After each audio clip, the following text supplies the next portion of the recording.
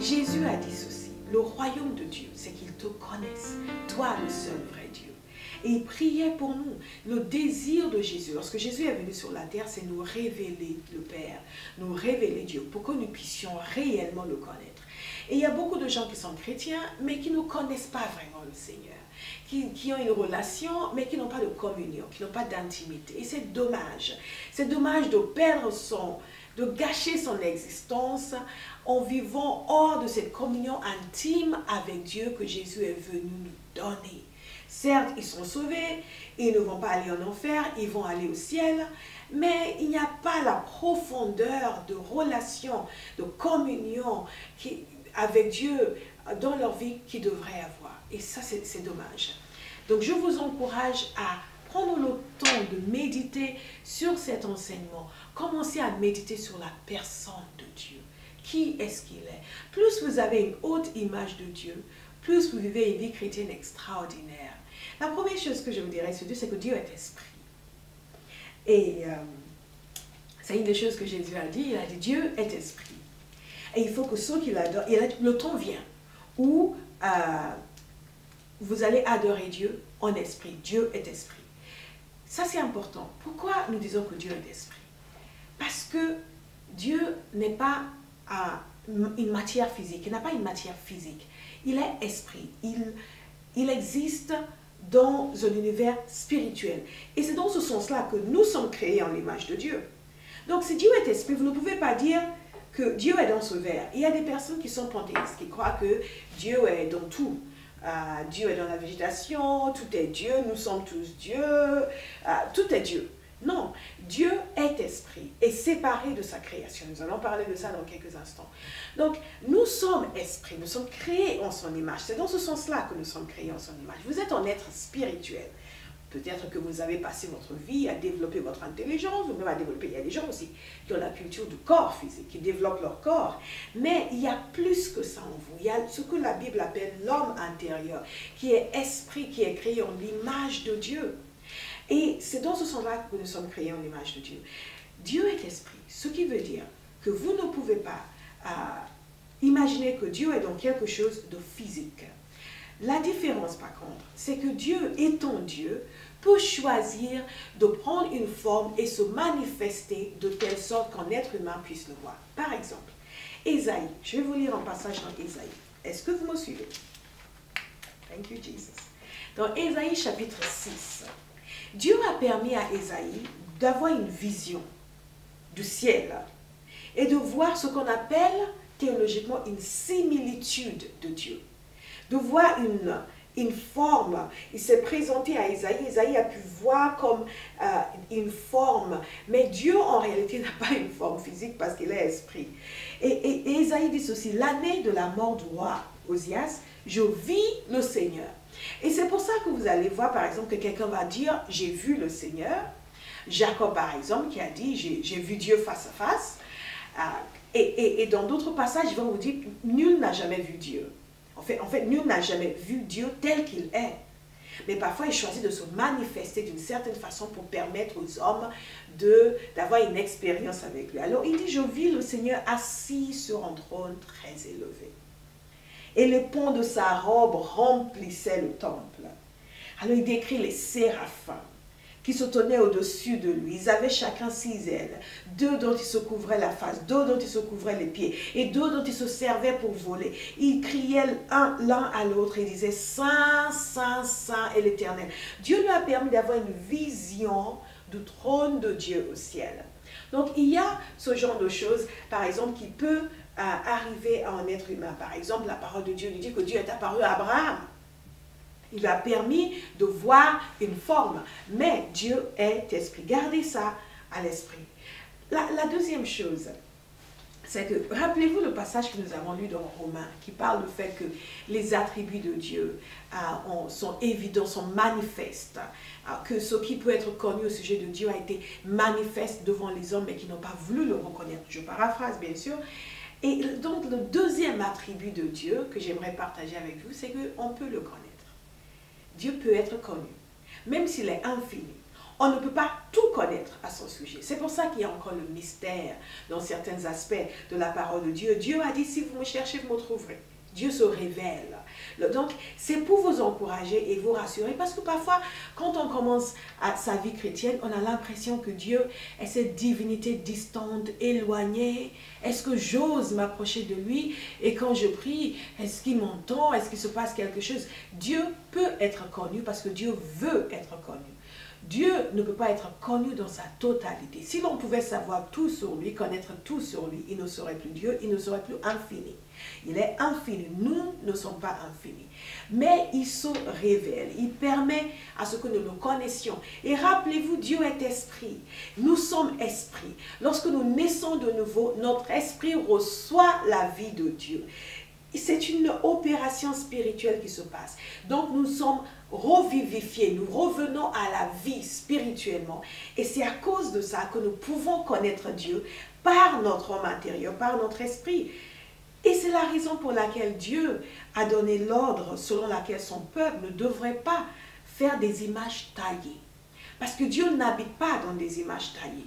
Et ce n'est pas à travers des images taillées que nous allons connaître Dieu. Il y a des personnes qui se prosternent devant des images taillées, qui font une image pour représenter Dieu, qui s'agenouillent devant cette image. Eh bien, Dieu a dit non, ne faites pas d'image taillée. Nous n'avons pas besoin d'une image physique pour connaître Dieu, parce que nous sommes esprit, et par la puissance du Saint-Esprit qui agit en nous, qui amène la révélation, nous pouvons le connaître. Et donc Dieu nous permet de le connaître dans sa grandeur, même si nous ne pouvons pas le connaître dans sa totalité. La troisième chose, c'est que Dieu est créateur. Et je veux que vous méditiez sur cela. Nous vivons dans l'ère de l'évolution, où l'on veut vous donner la certitude comme quoi tout ce qui existe est le processus de l'évolution et qu'il n'y a pas de création. Eh bien faux, Dieu est créateur. Ésaïe 45, verset 18 dit ceci: car ainsi parle l'Éternel, le créateur des cieux, le seul Dieu qui a formé la terre, qui l'a faite et qui l'a affermie, qui l'a créée pour qu'elle ne fût pas déserte, qui l'a formée pour qu'elle fût habitée. Je suis l'Éternel et il n'y a point d'autre. C'est important de le savoir lorsque nous sommes chrétiens, de comprendre que la Bible présente Dieu comme le Créateur. Déjà, la première ligne dans vos Bibles l'affirme et nous dit: au commencement, Dieu créa les cieux et la terre. Lorsque vous allez lire dans Jean, chapitre 1, il vous dit la même chose. Il parle de Jésus et son rôle dans la création.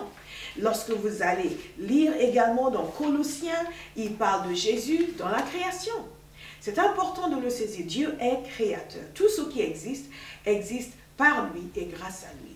Donc si Dieu est créateur, c'est aussi que Dieu est transcendant. Qu'est-ce que nous voulons dire par transcendant? Ça veut dire que Dieu est extérieur à sa création. J'avais commencé en vous disant que Dieu n'est pas dans la végétation, il n'est pas dans cette tasse. Dieu ne fait pas partie de sa création. Dans Ésaïe 40, 22, il parle de celui qui est assis au-dessus du cercle de la terre. Et ceux qui l'habitent sont comme des sauterelles. Et qui agit, qui a une influence sur le monde, sur les nations, mais qui est extérieur au monde et extérieur aux nations. Donc Dieu est transcendant. Ça commence à nous permettre d'avoir une image et haute et élevée de Dieu. Donc Dieu choisit de se rapprocher de nous. Et c'est ce que les théologiens appellent l'immanence de Dieu. Dieu choisit de venir vers nous. C'est comme quand la parole de Dieu parle d'Emmanuel, Dieu avec nous. Jésus est venu, Dieu avec nous sur la terre. Dieu se rapproche de nous, mais il est séparé de sa création. Il est transcendant, il est tout puissant. Ce qui nous amène à un autre attribut de Dieu, la toute-puissance de Dieu. Mais dans quelques instants. Donc Dieu étant séparé de sa création, Dieu est aussi éternel. Il est transcendant. Il transcende l'espace. Il transcende la création. Et il transcende, écoutez bien, le temps. Dieu n'est pas sujet au temps. Nous vivons dans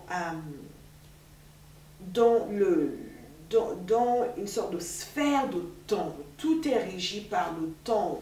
Je ne sais pas quelle heure il est, et dans quelques instants, il sera à quelle heure, et demain, on va se réveiller à telle heure. Nous sommes sujets au temps, nous vieillissons, nous mourons. Dieu ne vieillit jamais, Dieu ne rajeunit jamais. Dieu n'est pas sujet au temps, il est extérieur au temps. Donc, il est éternel et il transcende le temps. La parole de Dieu nous dit dans le psaume 90, verset 2, « Avant que les montagnes fussent nées et que tu eusses créé la terre et le monde, d'éternité en éternité, tu es Dieu. » Dieu vit dans un realm, comment dire en anglais, je trouve difficilement le mot en français, mais Dieu n'existe pas dans cet assujettissement au temps dans lequel nous existons. Dieu transcende le temps. Dieu, quand il parle de lui-même, il parle de celui qui a toujours été et qui sera toujours. Il s'est révélé à Moïse, il a dit « Je suis ce que je suis ». C'est comme ça qu'il s'est défini devant Moïse. Dans Apocalypse chapitre 1, verset 18, le Seigneur Jésus se révèle. Nous savons que Jésus est Dieu. Le Fils Jésus s'est révélé comme l'alpha et l'oméga, le commencement et la fin. Et c'est comme ça que les Hébreux exprimaient l'éternité, de commencement et de la fin, et tout ce qu'il y a au milieu, l'éternité. C'est la même chose qui est exprimée dans Ésaïe 44, verset 6. Ainsi parle l'Éternel, roi d'Israël et son Rédempteur, l'Éternel des armées. Je suis le premier et je suis le dernier. Et hors moi, il n'y a point de Dieu. Que nous commencions à voir cette image extraordinaire et cette vision de ce Dieu transcendant, puissant, omnipotent. Nous disons que Dieu est omnipotent. Omnipotent veut dire qu'il a toute puissance. Il a la capacité de faire tout ce qui correspond à sa volonté. Et c'est important de le savoir parce que ça va encourager votre foi. Nous sommes souvent limités. Nous vivons dans un espace terrestre, dans un espace temporel. Et nous sommes face à des contraintes et parfois nous demandons que Dieu intervienne dans une situation. Vous savez, ce qui amène l'intervention de Dieu sur la terre, c'est la demande de l'homme, la prière. Et nous demandons que Dieu intervienne dans une situation. Et parfois, vous voyez, les gens, ils ne sont pas très sûrs ou ils sont convaincus que, ah ouais, mais bon, vous savez, ils ont dit ça, ils ont dit ça. Ils ont dit, faites confiance au Seigneur. Ouais, mais tu sais, ils ont dit ça, ils ont dit ça. Pourquoi? Parce qu'ils n'ont pas la conscience de l'omnipotence de Dieu. C'est important de saisir cela. Dieu, ce même Dieu qui est omnipotent, est aussi omniscient. Qu'est-ce que nous voulons dire par omniscient? Nous voulons dire simplement que Dieu sait tout. Il connaît, je vais vous lire en psaume, les premiers versets du psaume 139. Et c'est pour cela que des fois, lorsque j'enseigne sur la prière, je dis aux gens, ne venez pas à Dieu affolés en essayant de lui dire tout ce qui s'est passé comme si c'est une information qu'il ne connaissait pas auparavant. Dieu est omniscient, il sait tout. Parfois, nous venons prier, Seigneur, tu te rends compte, il y a ça, il y a ça, il y a ça. Et quand quelqu'un veut nous encourager, oui, mais il y a ça, il y a ça. Comme quoi, si Dieu était vraiment au courant de la situation, il ne vous dira pas que ça va se régler. Non, Dieu est au courant de tout. Dans le psaume 139, c'est un psaume de David. Il dit ceci, « Éternel, tu me sondes et tu me connais. » Ça, c'est extraordinaire. Dieu vous connaît. Vous n'avez pas besoin de vous présenter quand vous venez à lui. Il vous connaît. Il connaît le bon, il connaît le mauvais. Il connaît ce qui sera amélioré. Il connaît tout. Tu sais, ensuite il précise, tu sais quand je m'assieds et quand je me lève. Tu pénètres de loin ma pensée. Tu sais quand je marche et quand je me couche. Et tu pénètres toutes mes voies. En d'autres termes, tu sais tout. Rien ne t'est caché. Car la parole n'est pas sur ma langue que déjà, ô Éternel, tu la connais entièrement. Avant que vous nous parlez, Dieu sait exactement ce que vous allez dire. Et parfois, justement, avant que vous nous parlez, il vous dit, ne dis pas ça. Parce qu'il savait ce que vous alliez dire. Et des fois, on résiste et on le dit quand même. Juste un petit aparté. Pour vous dire que Dieu sait tout. Il est omniscient. Et c'est important de garder ça à l'esprit. Il a dit dans Ésaïe 46, au verset 9, « Souvenez-vous de ce qui s'est passé dès les temps anciens. car je suis Dieu, et il n'y a point d'autre. Je suis Dieu, et nul n'est semblable à moi. J'annonce, écoutez bien, dès le commencement ce qui doit arriver, et longtemps d'avance ce qui n'est pas encore accompli. Je dis, mes arrêts subsisteront, et j'exécuterai toute ma volonté. J'annonce à l'avance ce qui ne s'est pas encore accompli. Donc Dieu est omniscient. Et dans la continuation de ce psaume, nous lisons un passage. Je vais vous lire le passage et je vais voir si vous allez savoir de quel attribut de Dieu il parle ici. Il nous dit, où irai-je loin de ton esprit? Et où fuirai-je loin de ta face? Si je monte aux cieux, tu es là. Si je me couche au séjour de mort, te voilà. Si je prends les ailes de l'aurore, que c'est politique, et que j'aille habiter à l'extrémité de la mer, là aussi ta main me conduira, et ta droite me saisira. Si je dis, au moins les ténèbres me couvriront, la nuit devient lumière autour de moi. Même les ténèbres ne sont pas obscures pour toi. La nuit brille comme le jour et les ténèbres comme la lumière. Est-ce que vous avez compris de quel attribut de Dieu il parle? Il parle de l'omniprésence de Dieu. Du fait qu'on ne peut pas se cacher devant lui. Dieu voit ce qui se passe partout. Il peut se manifester partout. Et ce n'est pas la même chose que de dire que Dieu est dans tous les objets. Non, c'est que la présence de Dieu peut se manifester partout. Donc, rien n'est caché devant lui. Il n'y a pas un seul endroit sous la terre, sous la mer, auquel Dieu n'a pas accès. Et c'est quelque chose qui nous rassure dans notre marche avec Dieu. Est-ce que vous commencez à avoir une image de la grandeur de Dieu? Dans Malachie 3, verset 6, il nous dit, d'éternité en éternité, tu ne changes pas. Donc, encore un attribut de Dieu, que Dieu ne change pas.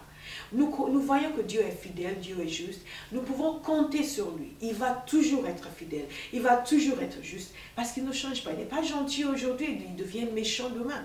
Non, il ne change pas. Dieu est bon et il reste bon. Si vous avez fréquenté un petit peu les églises, vous avez dû entendre des hauts, des cris, Dieu est bon, Dieu est bon, Dieu est bon. Et la Bible proclame constamment la bonté de l'Éternel. C'est quelque chose que nous devons comprendre. Et c'est à cause de la bonté de Dieu qu'il nous a sauvés. Autre chose qu'il faut savoir, c'est que Dieu est amour. La Bible le dit, Dieu est amour. Maintenant, j'attire votre attention sur quelque chose, c'est que Dieu est amour, mais l'amour n'est pas Dieu. Il y a une différence. Il y a beaucoup de personnes qui vont dire, ouais, puisque j'aime un tel, c'est que Dieu est dans l'affaire. Non, il y a des sentiments humains qui parfois n'ont rien à voir avec Dieu. Dieu est amour veut dire que la nature de Dieu, c'est d'aimer. Dieu fondamentalement aime. Je dis toujours aux gens, quand ils disent, oui, je ne sais pas si Dieu m'aime, je dis, mais Dieu, il faudra qu'il fasse vraiment une exception pour ne pas t'aimer, parce que Dieu est amour. Il aime même les gens qui ne croient pas en lui. Il aime même les gens qui le détestent. Rappelez-vous, Dieu a tant aimé le monde qu'il a donné son Fils unique. Dieu nous a aimés avant que nous ne commencions à l'aimer. Il nous a aimés quand nous étions dans nos péchés. C'est pour cela qu'il a envoyé Jésus pour nous sauver. Donc gardez cela à l'esprit. Dieu est amour. Si vous êtes enfant de Dieu, attendez-vous à vivre dans l'amour de Dieu. Vivez-vous dans l'obéissance, faites votre part, mais ne vous interrogez jamais pour savoir si Dieu vous aime. Dieu vous aime. Dieu est amour. Dieu est juste. Dieu est juste. Dans Deutéronome 32, verset 4, il nous dit, il est le rocher. Ses œuvres sont parfaites, car toutes ses voies sont justes. Dieu est juste. Il y a beaucoup de personnes qui ne connaissent pas les voies de Dieu, et quand il arrive quelque chose qui ne correspond pas à ce qu'eux veulent, tout de suite ils commencent à accuser Dieu d'injustice. Oui, mais Seigneur, ce n'est pas juste. Gardez-vous de toute accusation contre le Seigneur. Rappelez-vous, il est l'Éternel. Il est le Créateur, il est omnipotent, il est omniprésent, il est omniscient. Si vous êtes confus dans une situation, demandez simplement la sagesse parce qu'il sait ce que vous ne savez pas. Mais ne vous donnez pas le droit de l'accuser parce que vous n'en avez aucun. Vous allez vous retrouver vous-même sur le banc des accusés. Parce que Dieu n'est jamais fautif. Quel que soit, lorsque vous comprenez cela, quel que soit ce qui vous arrive dans la vie, Vous ne dirigez pas vos accusations contre Dieu parce que vous savez que lui n'est jamais fautif. Donc Dieu est juste. Et c'est à cause de la justice de Dieu qu'il a fallu que le péché soit puni. Mais à cause de sa bonté et à cause de son amour, il a pour vous le moyen d'éviter la punition. Ça, c'est l'extraordinaire bonté de Dieu. Dieu est juste.